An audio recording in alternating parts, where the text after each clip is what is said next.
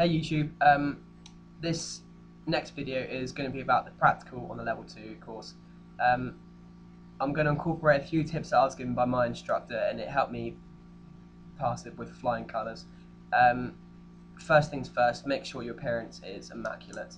The way I went in dress was with long trackies on, not shorts, bit of sign of respect.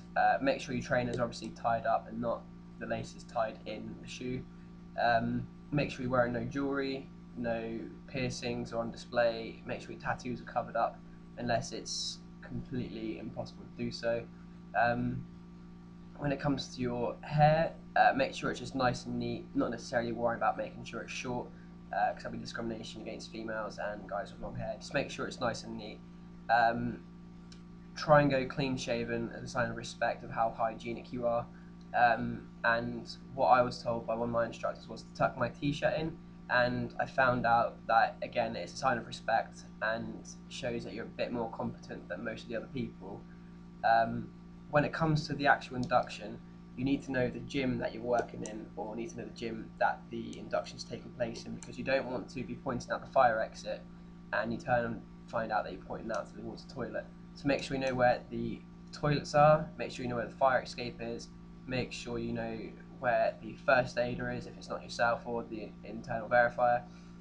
Make sure you know where everything else is, water for the client if they need it. A few base steps to take through before you go in would be to ask the client if they've got any injuries and conditions. You could make sure they have water and a towel.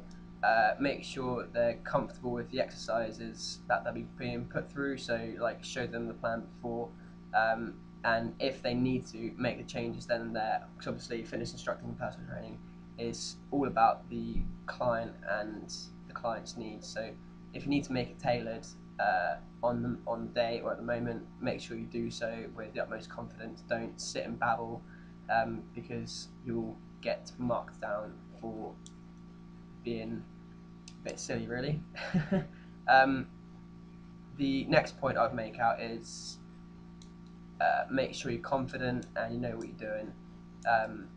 The rule that I went by was a rule as known as NAMSET, which is naming the machine, the area that the machine works, the muscle that it works, the silent demo,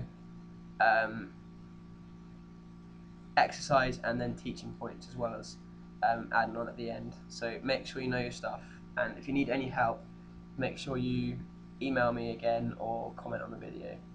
Thank you for your time. Bye.